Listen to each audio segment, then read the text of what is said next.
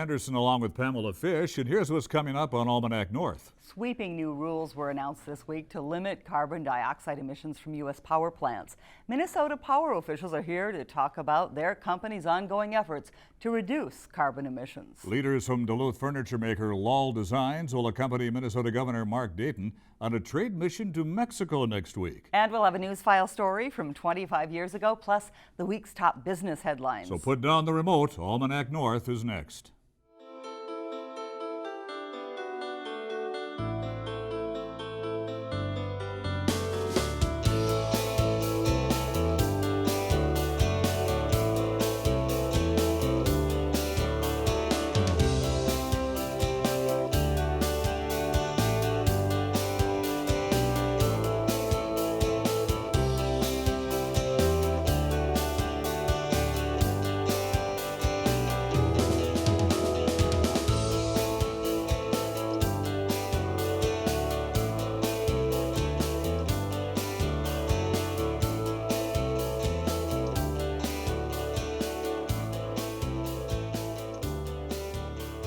Hello and welcome to Almanac North. Thank you very much for watching. Pamela Fish is filling in for Julie this week. Good to see you again, Pam. Glad to be here, Danny. Thanks. Nice to have you on board. All right. All right, let's get started. Okay.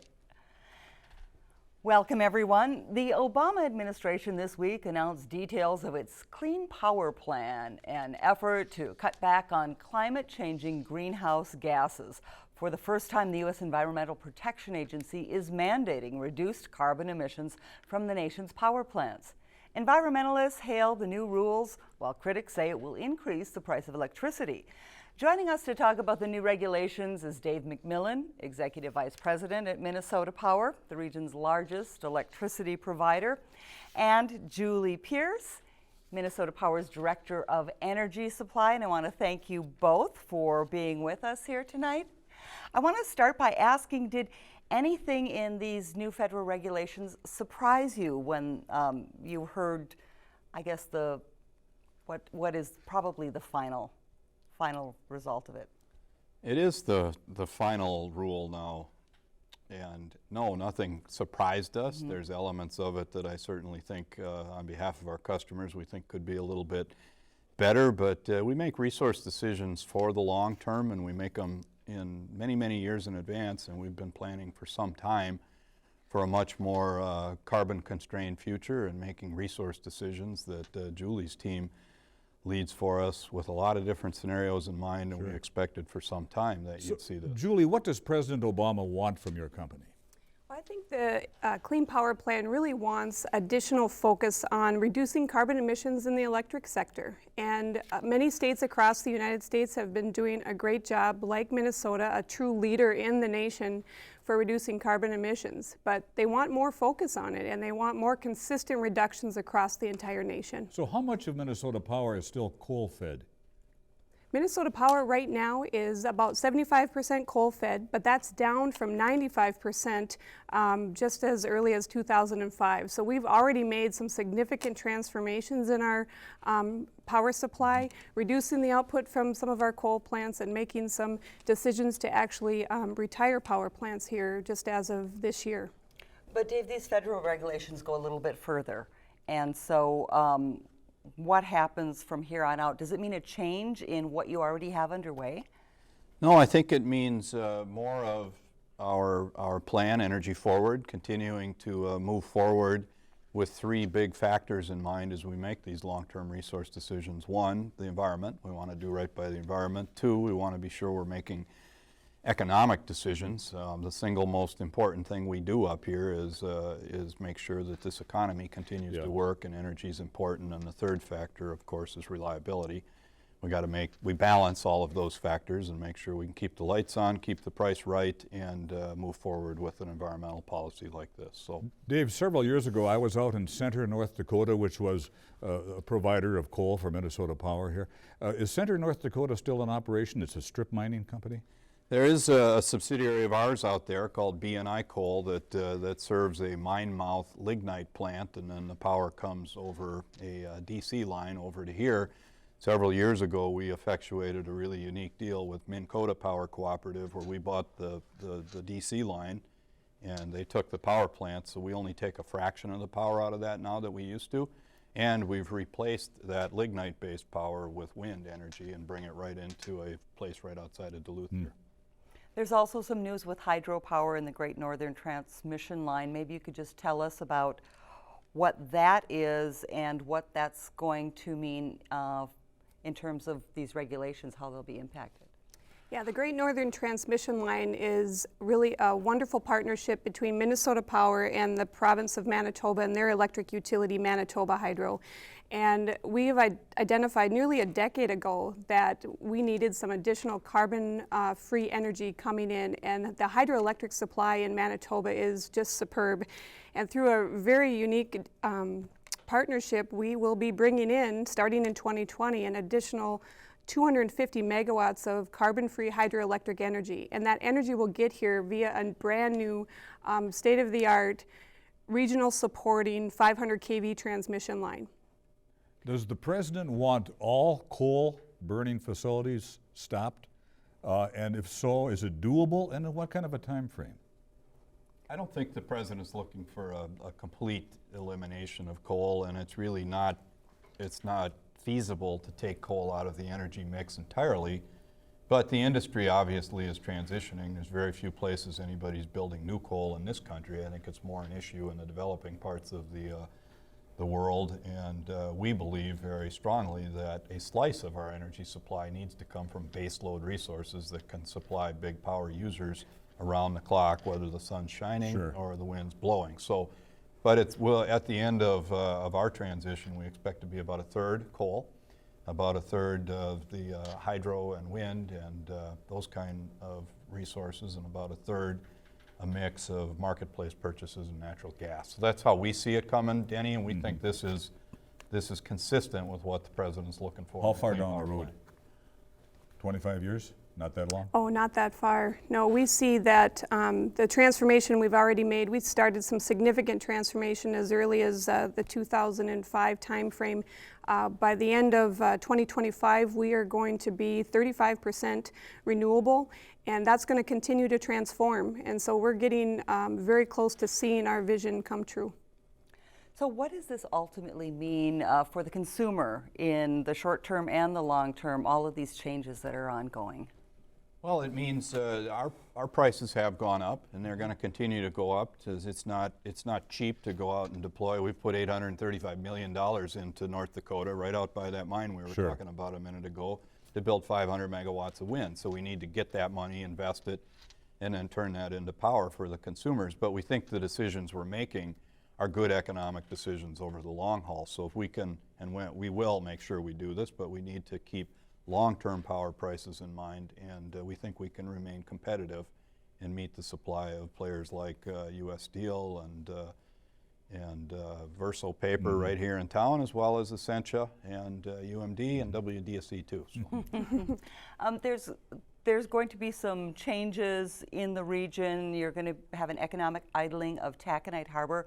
Can one of you tell us what that ultimately means, what jobs will be impacted, and Sure. So how long will it last? as part of our continued transformation, we've been looking closely at our coal-fired fleet and trying to identify the timing and the right timing to transform some of our coal-fired generation. The Taconite Harbor facility was identified to be ceasing coal operation by 2020 as part of our latest announcements in our power supply strategy of Energy Forward. In the near term here, as we look at the availability of market-based power, we have some economic options to go and find a replacement option for Taconite Harbor. So in 16, we're going to idle. Approximately 40 employees are going to be transitioned from that facility, and we're going to watch the market signals and identify whether or not we will continue to produce power from Taconite Harbor. So the plant could be operational again someday if you needed to? Yeah, we are looking actively at other options for that facility in terms of burning other fuels like biomass and or other forms of natural gas, and or even considering other economic development activities that could take place on the shores of Lake Superior. We don't exactly live in the Sun Belt. Is there a future for Really? solar energy around here? We're actually bringing we're working with our regulators right now to put our first and one of Minnesota's largest, a 10 megawatt solar farm down in the Little Falls area at Camp Ripley. So there is a role for solar here, but the capacity factors in this part of the country aren't what they are in the desert Southwest, so it's never going to probably get to the point of wind or even hydro. But it does have a role, and we're fully committed to that. There's one point about the Great Northern that Pam raised earlier and Julie talked about. We have a unique opportunity to take our North Dakota wind resources and store them on the Manitoba hydro system. We can balance the best of a hydro system with the best of a wind resource once we get that big transmission line built up there. Manitoba Hydro is a hydro resource that can go up and down very quickly. And it actually, as my Canadian friends like to say, can serve as a battery for us. And we fully intend to do, back to that economic question you asked me, how do we do best by our customers? It's unique opportunities like that and using our regional geographic position to do the best we can. And you said earlier you think this will be the final result on the federal regulation. Some people are saying there may be lawsuits that will ensue over this. I think there's almost certainly, well, there's certainly going to be litigation because when one state does a little bit better than it did originally in the draft rule, then there's another state close by that's not doing as well. So there's winners and losers, there's politics to come out of this and some legal wrangling, but we are committed to a less carbon intense future and we're moving aggressively in that direction. And Minnesota being at the forefront, is this going to benefit it? Will it mesh well with the federal regulations, what we've already seen in Minnesota? Yeah, Minnesota has already placed some carbon targets and goals for itself over a decade ago for us to start moving towards a less carbon intense future. So these carbon goals are going to align out in that 2030 timeframe and really meet the vision for that Minnesota had many years ago. All right, well that's all the time we have, but great discussion. We want to thank you so much for coming in and for all the information. Appreciate it. Good to see you. Julie, Dave, thank you very much. Thank you. Thank you.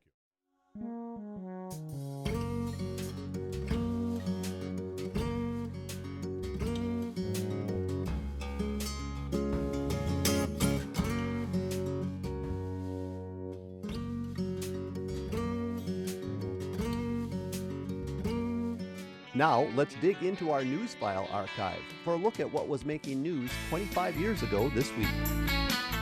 Recent events in the Middle East have had an immediate effect on gasoline prices here, but station operators say prices at the pump are also influenced locally.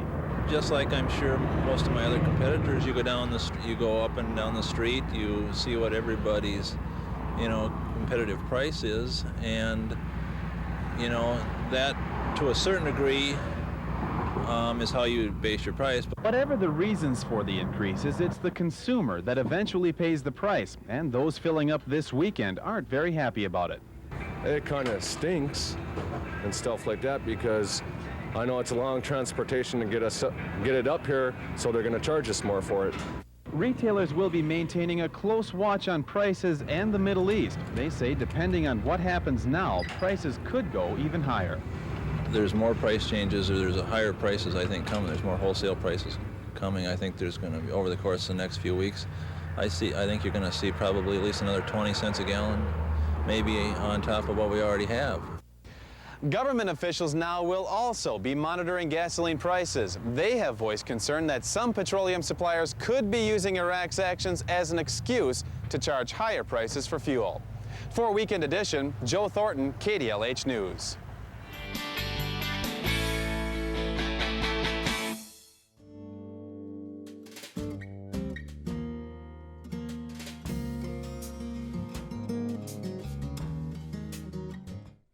"36 delegates representing a cross-section of Minnesota business, agriculture, and education interests will join Governor Dayton next week on a trade mission to Mexico.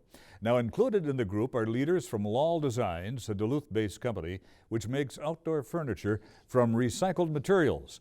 The delegates will travel to Mexico City and Guadalajara to introduce Minnesota companies to opportunities in the Mexican market.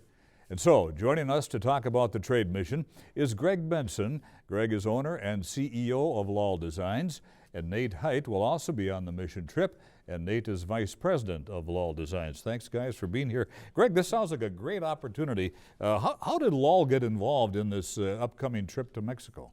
Yeah, we were asked by someone from the city, actually, and also Heather Rand with Deed to apply. No one from northern Minnesota had applied to go.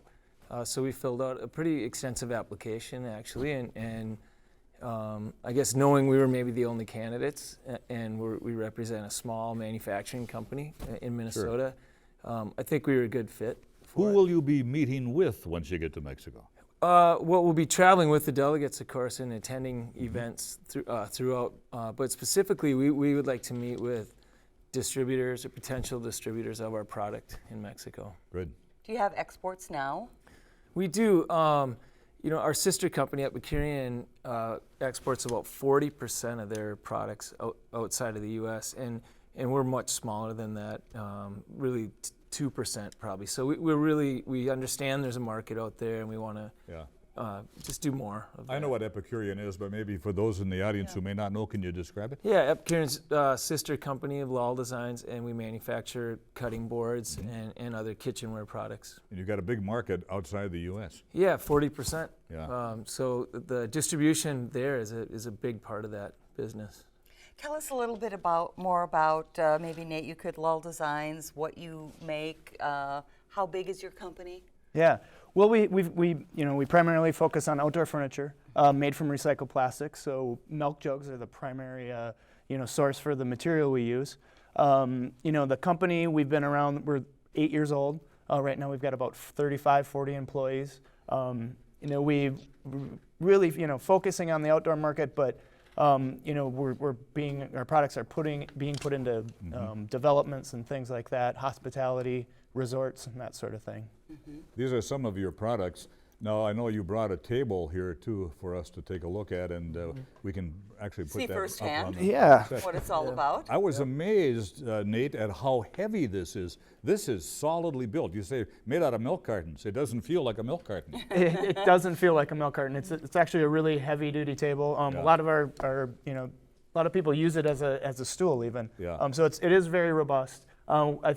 This one, there's probably about 125 milk jugs. Really? Recycled down and repurposed into this. So is this table. made here in Duluth? Yeah. We don't make the material, I understand. but we fabricate from a sheet good into tables like this and into the furniture that you showed on the screen earlier. Wow. Do you expect that these products are things that could be exported to Mexico, or is that really not the main goal of this mission for you guys? That's why we're doing it, and we have done some business to Mexico. In fact, just this year, in the last month or so, I think we shipped a real large quantity of furniture to a new hotel resort.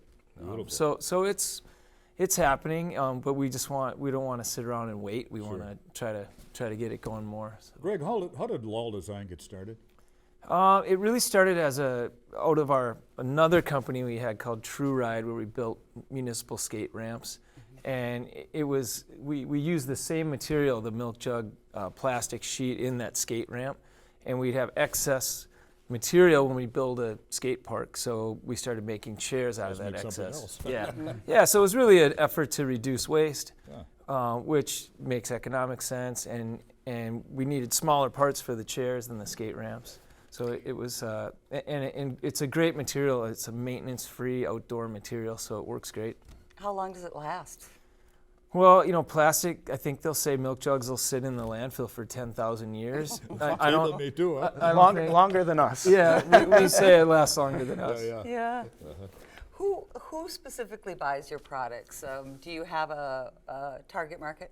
Yeah, do you want to speak to that, Nate? Yeah, we retail our products throughout the country through a few different national vendors. It's the market itself. It pretty varies. It's our stuff, because it's U.S. made and it's made out of recycled, tends to be a little bit expensive for the general public. So we do shoot for a little bit of a higher demographic, I guess. Yep. But on top of that, and kind of what we're the growth we're seeing in the U.S. is what we're going after in Mexico as well, and it's that sort of that resort, restaurant, large construction type project, and that's really where we're seeing our products going, and they're perfect for that. The quality, the weight that Denny brought up about it is it fits perfect in those sorts of high use environments. So. Nate, do you see company expansion in the future? Well, we just moved into a brand new manufacturing facility in September of last year, and actually that is really has spurred us to start looking outside of the U.S. We knew we didn't have the capacity to earnestly go out and find new distribution partners. So now that we're in our new facility, we're confident that we can sustain more business, and the goal is to have to add on to that facility at some point as well. But the more we can grow, the more jobs we can produce here, the more milk jugs we can repurpose. So it's a good thing. I'm going to start drinking more milk. And make sure you're recycling the jugs. Greg, you mentioned a pretty extensive application process to be part of this Mexican trade mission. What kinds of information were they looking for, and what do you think is going to go on there in terms of, I don't know, just what you might learn? Yeah, well, I suppose just traveling on a government mission with the governor, we'll be meeting other people from Mexico and Mexico City and Guadalajara that are in the government. So I think there was a little bit of a background check, first of all, with that. But I think they want to make sure that we're serious and that we have a business that could actually go down there and export to Mexico. We're a little different than a lot of the delegates. There's kind of high up, organizations in like the soybean industry, the corn industry, the dairy industry, and some much larger companies that are going down there, and then the education as well. The Governor Dayton will be signing sort of an agreement between Mexico City and Minneapolis, I think it is, to really collaborate more with the universities and education, and that's a little higher. Yeah. Bigger, broader things than what we're really trying to do. But the fact you've got the governor of the state and 36 businesses, this is a big deal that you're going to be, somebody down there is going to start paying attention to what you as a group in total are bringing down to Mexico. And that's why we saw value in this. It's not just Nate and I going down there trying to drum up things and knocking on doors. We really have the governor as the spearhead and drawing attention to this. Could be great power in numbers. I hope so. Yeah. Well, and a good opportunity for networking with other businesses. Is that important to you? Yeah, I think there's going to be the opportunity. We went to a pre-briefing meeting for this trip already, and got to meet and see some of the delegates that were going along. Didn't have really a whole lot of time to interact, but I think there's going to be part of that. And then each day there is quite an extensive itinerary. Yeah. We'll be branching off to do our own sort of meetings and meeting our distributors and dealers that we're looking at working with. But then in the evenings there's always another a dinner and cocktail hour type thing. So I think at that point is where we'll really be able to mingle with not only the delegates but then other people from Mexico City and Guadalajara and other businesses. When is the trip and how long will you be gone? We leave Sunday morning and then we return Friday night. Oh, you'll be there a while. It'll be 3 days in Mexico City and 2 days in Guadalajara. And I was surprised to hear that Mexico is such Minnesota exports a lot to Mexico. Yeah, we do. Did you guys know that, and do you why? It seems to make sense. We're situated in the middle of North America, so it's either if we do export, it's easy to go to Canada and Mexico. Just from a shipping standpoint, you don't have to cross an ocean, and so I think just the proximity makes it a natural trading partner. Very good. Right. Greg, Nate from Loll Designs, thank you very much. Enjoy your trip. Thank you. Thanks for having us. Have a productive trip. Thanks much. Thank you very Thanks much. for coming in. Thanks.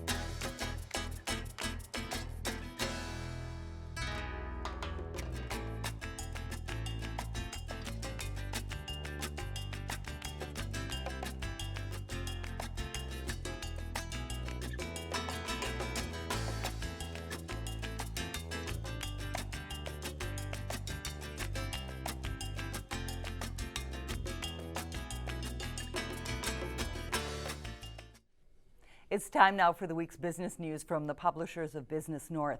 Iconics Corporation broke ground Thursday on a $4.3 million expansion that will lead to the hiring of 20 new employees. The company will expand its manufacturing capabilities for the aerospace industry by building a 27,000 square foot addition in Atlas Industrial Park in far west Duluth.